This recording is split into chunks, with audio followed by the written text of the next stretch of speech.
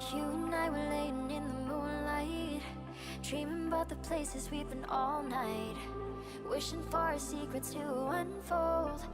We just need somebody to hold,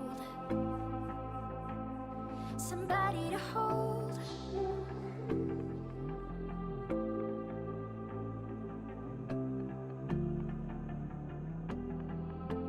Hold on tight, are you ready for the night? We're just getting started. Right now with the early damage coming from Misfortune and the threat of Nautilus, Faker coming down to bottom as well. Yep, he's going to spot Canyon here as it is going to be 4 versus 3, but Trouble Bubble goes wide. Beryl getting taken down to 300 now as the Dawning Shadow not available just yet. They're only level 2 as the Ignite's ticking down onto Beryl. Effort will fall down for first blood though as Faker tanking up the turret for way too long, and it's a botched dive by T1 of all teams as now Elm has to flag and drag himself to safety, and Beryl is going to be able to pick up all of this farm and just constantly having to deal with minion waves underneath the turret. But we are going to have to see some action towards it. They're still focusing on the bottom lane for T1. Oh my god, he picks the gap as Beryl sidesteps, but it looks like there will still be enough damage here as Elm does take down the Scion. Beryl's running after this T1 squad, but I think he's just going to have to focus on some minions as Effort. Well, Ghost now might be in a heck of a lot of trouble. He still has Flash available and is going to at least be able to flash away, but don't know why he was that far up in the lane. Is now going to be able to get a snare here onto Effort. He doesn't have Flash, remember, but does have his Ignite as Canyon misses the towards the top side. Notice that he's under the turret with a lot of minions there to pick up. He was only 10 CS behind and he had a full health bar, but it just didn't seem to matter at all. This is an example of just too much CC being available here for T1 as 4 members down here towards the bottom side, really looking to try and put a dent into that bottom lane. As Canna is just for some reason sitting at 200 health. As, what? Why are you going for this fight? What? Hello? Oh, and a nice snipe, I think, is what we're seeing. Oh, that's what we like to see. But honestly, that was yeah, you don't need to go down with a ship. This isn't the Titanic. Yeah, this is Nuguri view. And we don't. They're not even talking. We're just hearing the fight bottom side. Nuguri's not saying it. It's just comms for the fight. Oh, that was blind too. That's so sick. Yeah. That was weird. There's Emperor's Divide onto Teddy, and he's dead. This is the replay timings have been a little bit unfortunate this game.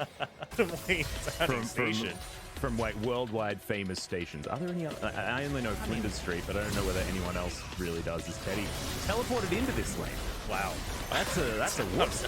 That was very bold. They just didn't have any vision. Bold strategy card. Let's see if it pays off for them. Yeah, you got me there on the. That's what I'm sort of feeling. And so now like the whole King's Cross thing, maybe like. And now he's doing his best to stay alive. As Depth Charge comes in, bullet time, not going to be able to pick up the kill there as we do have the Piercing Darkness able to keep the Scion alive. Effort once again having to flash as Ghost throws down the Dawning Shadow but isn't able to find too much more. Speaking of finding things, Nuguri going to get another solo kill and walks away with his life. This is a disaster. And once again, we go back to the draft. This was Canna's like ace in the hole. You know, it's like, and we last picked the Rumble, baby. Like, and I thought that maybe they had a strategy for it, but it doesn't look like that was the case at all. There's now Effort taking a lot of damage here towards the bottom laners. You know, cooperation we've seen from in the top lane. Oh boy, here's another pro for Nuguri. Just silent killing once again. A lot of talks about mid lane. That's about it. I assume that magic damage carries. Oh. Yeah, now the Equalizer does come down. Canyon is here and does have Subjugate out as you can see Nuguri just partying on the Equalizer. Canna should be falling here as Canyon should be able to chomp him down and does so. So it's a 1-for-1, but that is a lot of gold going over to T1 as Beryl underneath this turret looking pretty comfortable as Beryl down here towards the bottom side just looking to take a train to Southern Cross as you could see, but the bullet time rolling over Nuguri. He's still going to be able to answer this though. He's just too damn strong. Ellen's going to fall down. Nuguri at 100 health just straight up doesn't care, but the red carpet is going to be put down. Get your photo taken and head to the death chamber, my friend. He is going to do that, but still.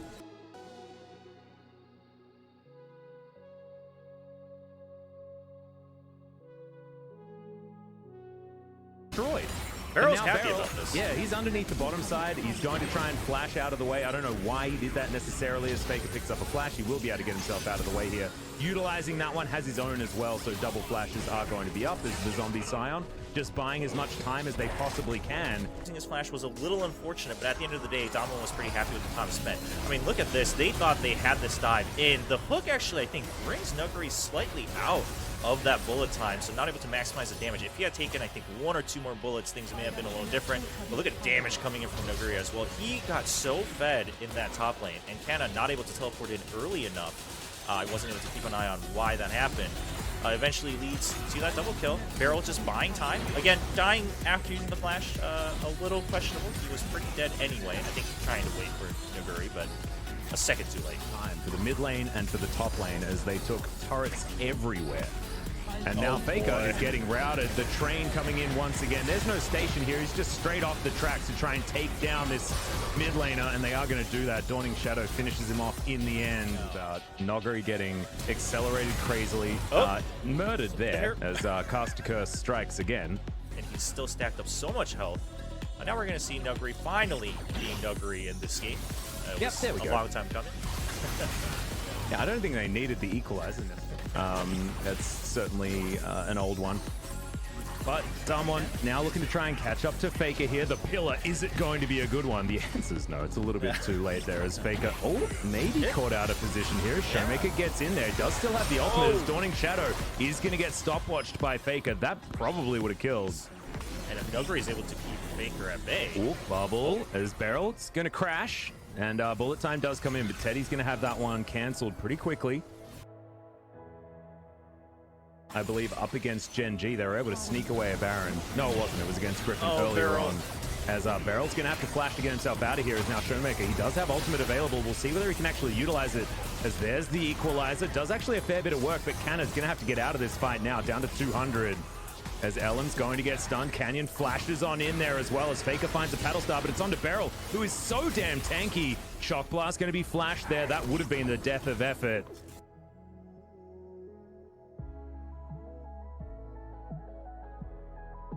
Getting too greedy. Yep, Showmaker might be saving that one for the next game as in goes the train. It lands onto the Nexus. There is a lot of damage onto the first Nexus turret as it goes down.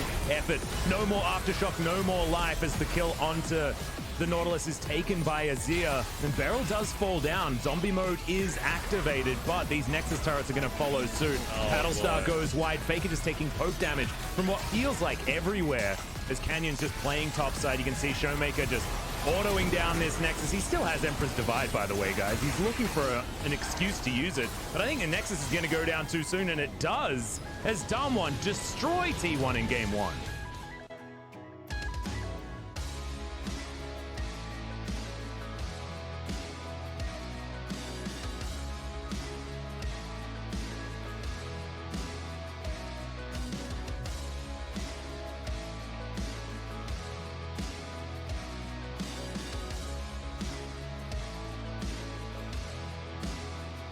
We're going to have a look at the win rate on Showmaker's Corki. Yeah, it's really damn high, guys. He's really good at this champion. Yeah. Oh, no, but he missed a cannon creep. Oh, no, I think he got it. I think he got it. He got it in the end. We're okay. I'm just going to assume that he got it so that the collective doesn't get tilted. There we go. Showmaker's still on top of his game. Yeah, not to mention if you miss your Searing Charge knockups as well as LM comes on over. And Nuguri's just happy because Canyon is in his back pocket. But it certainly is an example of laning against Nuguri. It's just real rough. As Cannon does get a knock up there. Really nice stuff as LM is going to make his way forward as well. Canyon not in position, but there's the flag drag flash. And Nuguri, I am so sorry, my friend. The Caster Curse. Canyon going to come on over, spots out Effort and LM here on the Drake. Faker's going to have inside track though, and Canyon might be in trouble here as Teddy is moving on over. Effort very low on mana, so I don't think he's got too many dazzles in him. Well, again, there's a lot of damage here. Dangerous stuff is, yep, Canyon going to move on down. Faker going to shift some sands to keep himself safe. Emperor's Divide still available. Exhaust also. That's all I can say is everything on pro builds for like every other pro player is the entirely standard Corky build, as T1 has started off Shelly here, as Canyon looking to move on in. Showmaker clearing out vision, and now Canna's going to move on down as well as they're turning it onto Nuguri. Doesn't have flash available as Cannon Barrage will go down, but it's not going to be enough package delivered. But Elim, he's not there. He's not at his front door ready to pick it up as the flash has to be used for Showmaker to get himself out. The Brambles come in there as Beryl looking to try and lock that one down. Not quite sure who picked up Shelly as Ghost does grab it, but Beryl's picked up that kill, and now Effort in trouble. Ghost looking for the last auto. He'll get it as Showmaker's still alive on the back line. Teddy tries to lay down the hail of arrows, but there's a twisted advance. The arcane smash is going to be there, but Ghost picks up the kill with an auto, and Damwon turn it all around.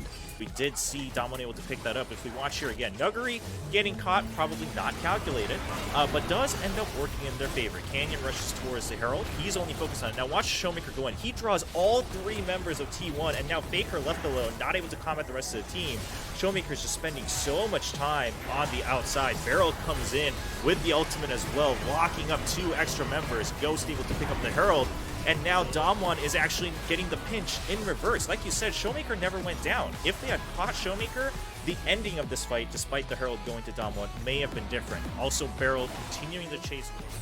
Picking up the Manamune first is that is an ultimate towards the bottom side. Make that 3 as Beryl's looking to try and take down Teddy whilst tanking up this turret the whole time. And he does get the kill.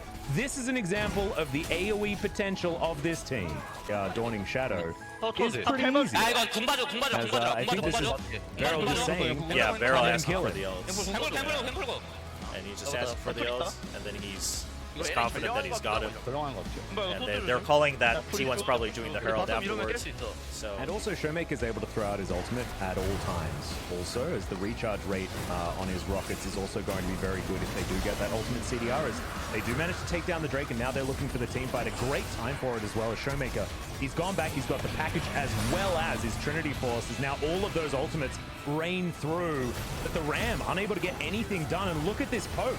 Even the ultimate coming out from the Gangplank as Beryl in this mid lane up against Teddy, and he'll be taking down as much of this CS as possible.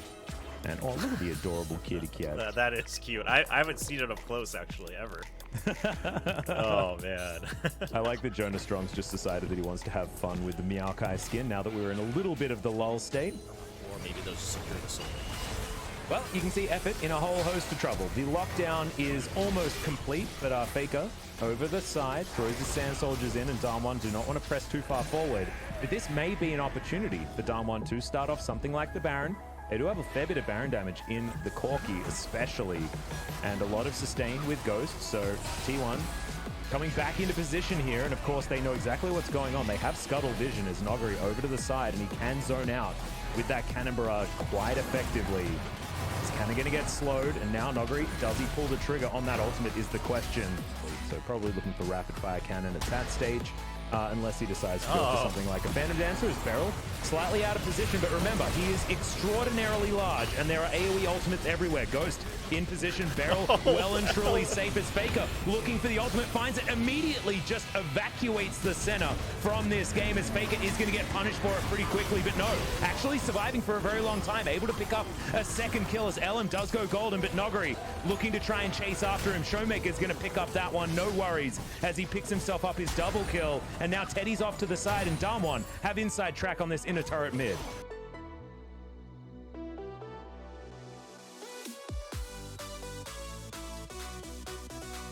Cannon Barrage is up already, and he just used it in the last team fight. Teleport now going to get him back here, and they can throw it down. We've got the Brambles coming in as well, as there's the Cannon Barrage, but Canyon's in the pit.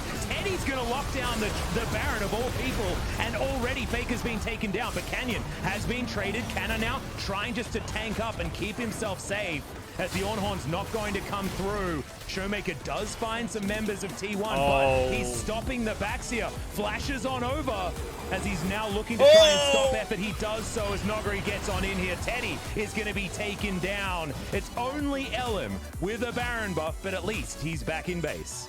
Really high impact ultimates available so early is really starting to make a difference. As we have a look at the replay from well and truly back in the earlier stages of this game, But just checking is Ghost did get jumped on, but it took everything that Faker had in order to get there. He was out of position, and Beryl was able to flash on him and eventually take down the Azir. It wasn't before he got that double kill, but it feels like after Faker has been taken out of these fights, Damwon just has way too many extra tools, especially if the focus is on the center.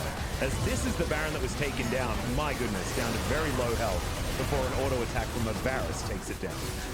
Yeah, so T1 able to secure that, but even in this fight, Faker goes down very early. He is able to use his ultimate, but only for one person, I believe, on Beryl, and Showmaker just getting the confirmations, flashes over to confirm, and able to stop it in the last second against effort. Nuguri comes in to help secure the kills. Like you said, without Faker there.